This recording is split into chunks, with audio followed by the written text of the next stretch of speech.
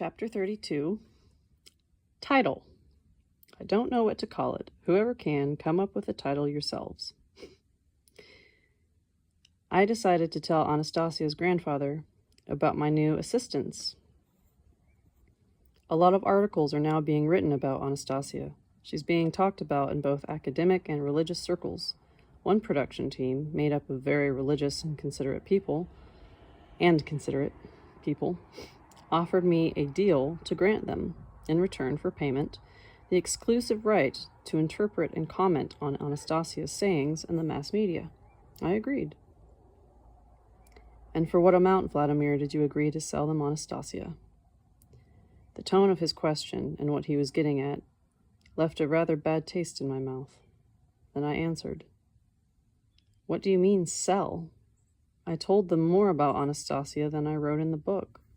I told religious people so that they could offer their exclusive comments as well as their explanations of what she said. They want to meet with her. They're even ready to finance an expedition." I agreed. What's wrong with that?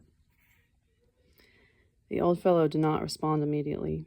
Since no reply was forthcoming, I added, "They offered me money for an exclusive right. That's the way we do things. People offer services for money.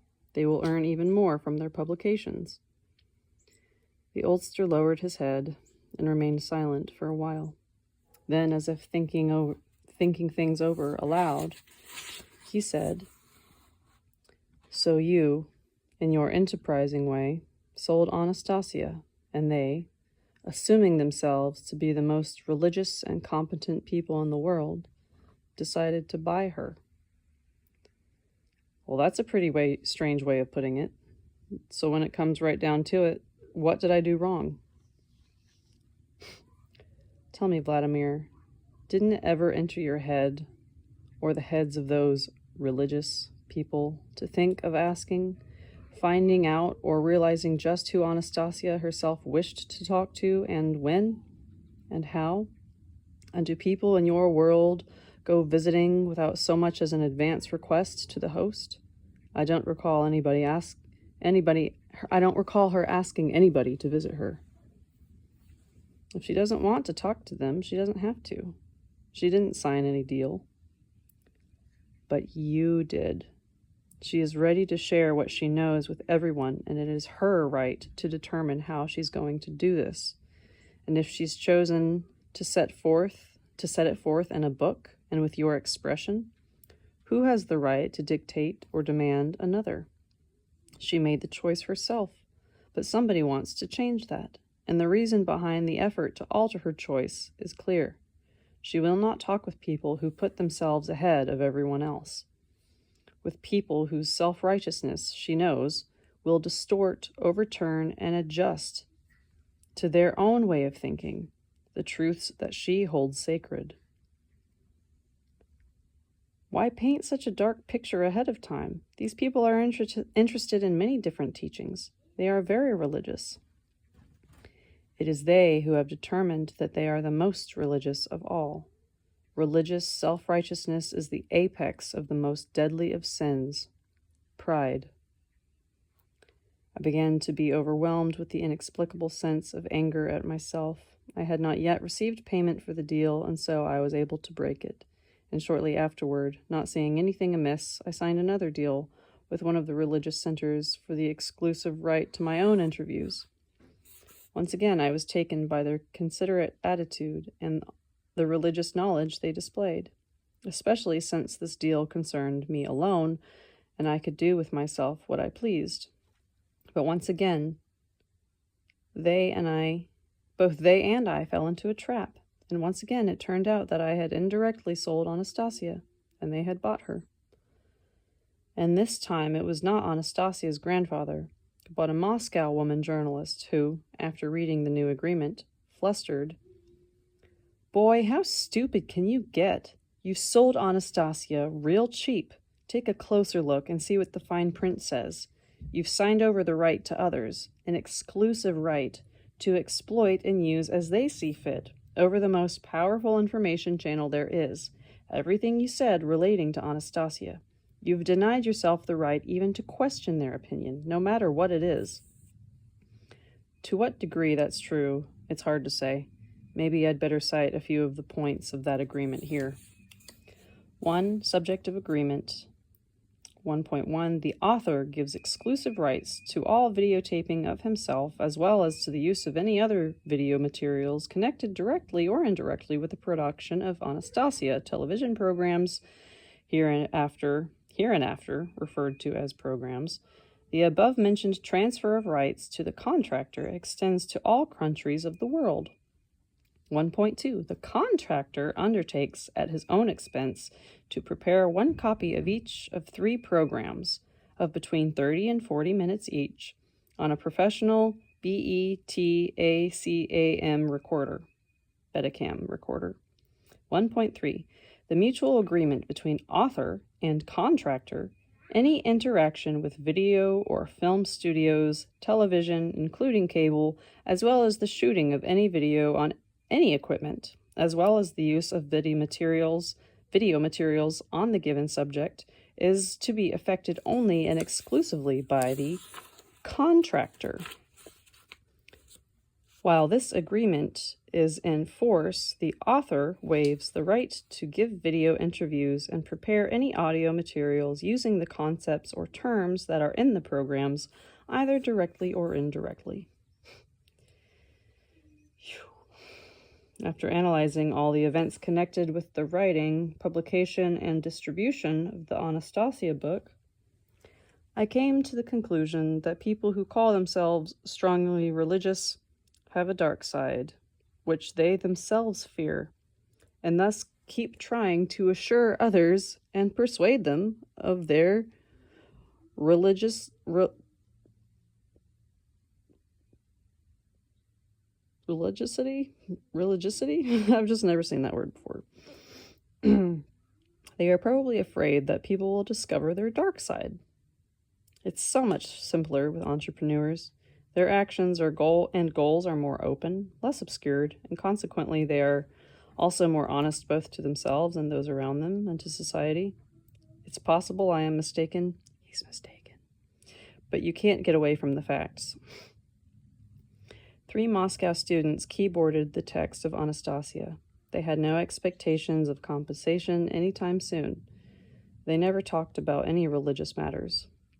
The book was published by the manager of Moscow Print Shop Number 11, a retired officer by the name of Gennady Vladimirovich Grutsia, at his own expense. The print run was small, and there wasn't even a thought of breaking even. Grutsia, an entrepreneur, never talked of religious matters either. The next run was paid for by the business manager of the Moscow Publishers Clearance House, Yuri Anatolovich Nikitin.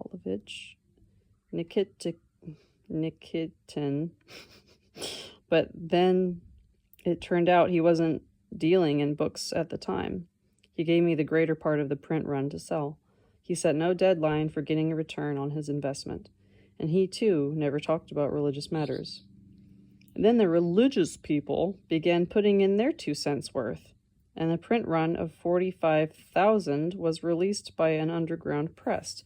When this religious firm was discovered, they started proclaiming their religiousity and desire to produce bright things, and even promised to pay authors royalties. They still keep promising that. And that's not the only case. Religious people generally seem to be very neglectful of accounts, especially when they're the ones who owe money. As to the transfer of exclusive rights, I have decided to make it clear on the pages of this book. I shall no longer give exclusive rights for the interpretation of Anastasia's sayings to anybody. And if anybody challenges me on that, let people know that I have not given anything voluntarily. Why do I say voluntarily? The Moscow journalist who helped me break the contract soon became the target of anonymous threats. Who made them? What did they want? What kind of religion do they profess? They support their religion by extortion. Well, I know what the extortion racket is all about. After all, there are human beings there too. And I want to warn them, be extra careful around religious people. And before getting into anything, consider calmly and carefully what these religious people are taking you. Where these religious people are taking you. There's more. In the first book, I wrote that I had invited Anastasia to come to Moscow herself and appear on our TV, but she refused. I couldn't say why at the time, but now it is clear to me what she foresaw. Even after the book came out, there have been many interpretations of what she said. Many quite different interpretations. Some are interesting, some are controversial, but among others, one could clearly trace the desire on the part of certain people to interpret her in a manner that would serve their own interests. Direct challenges were thrown my way, for example. You don't understand everything, let others speak with her, and more will come out of it. But she is not an object to hand over to someone. She is man, and she herself has the right to decide how she will act, whom she will speak with, and what she will say. Now it's become clearer than ever that Anastasia is really being subjected to attack by a visible and invisible throng of dark forces in the guise of fanatics and self-seekers. Back in the first book, I quoted Anastasia as saying, "I know what a terrible mass of dark forces will descend upon me, but I am not afraid of them. I will succeed in raising my son. I will succeed in seeing my plan come true, and people will be carried across the dark forces window of time." In Anastasia's world, they instruct their children up to 11 years of age. In other words, she has at least another 10 years she can hold out. "And then what?" I asked her grandfather. "Is she bound to perish?" "It's hard to say," the old fellow answered. "They all died quite a bit earlier compared to her, and more than once she has embarked on a journey foretelling physical death, but each time in the last moment the law has flared up. Forgotten it, maybe, but it is still strong enough to overrule anything else. It has illuminated the essence of the truth about earthly existence, and it has caused life to remain in her earthly body." The old man fell silent once again, preoccupied in thought, began tracing some sort of symbols on the ground with his stick. I too began thinking, wondering how on earth I got myself involved in a situation like this. But the thing was, I couldn't very well walk away from it now. It might have been possible earlier, but not now because of the child. Anastasia had given birth to a son. Even though she'd rather devote herself to caring for the child and raising him, she is not going to abandon her dream, to carry people across the dark forces window of time. And she will not, because she's really very stubborn. Someone like her will not walk away. And who will help her, naive as she is? If I should renege on my promise, she's got nobody left. She'd go to pieces, and that's something that should not happen to a nursing mother. She's got to finish her breastfeeding at the very least. And so I asked her grandfather, "Is there anything that I can do for Anastasia?" "Try to figure out, for a start, what she's talking about and what she wants. Then aimless wandering will give way to understanding, and a wave of warmth will cheer the heart, and over the world will be unfurled a new dawn." "Can you make it any more specific?" I asked. "It is hard for me to formulate it in any more specific way. The whole important thing is sincerity in all. So start by doing what is dictated by your heart and soul." She told me about a particular Russian provincial town, I remarked. Said something about it possibly becoming richer than Jerusalem or Rome, because all around there are many sacred sites of our forebears, sites more significant than the temples at Jerusalem. Only the local people do not have sufficient conscious awareness to discern them. I want to go there and change their conscious awareness. That is not something that can be done quickly, Vladimir. Well, you see, I didn't know it couldn't be done, and so I promised Anastasia, and there must be some way of bringing about a change. Since you didn't know it couldn't be done, you shall change it indeed. More power to you. And now it is time for me to go. I'll see you off. Don't waste your time. No need to see me off. Think about what you have to do. The old fellow got up and offered me his hand. I watched Anastasia's grandfather recede into the distance along the tree-lined boulevard and thought of my own forthcoming trip to the city of Gelensdik, remembering what Anastasia had told me about it. And it was no mere chance conversation.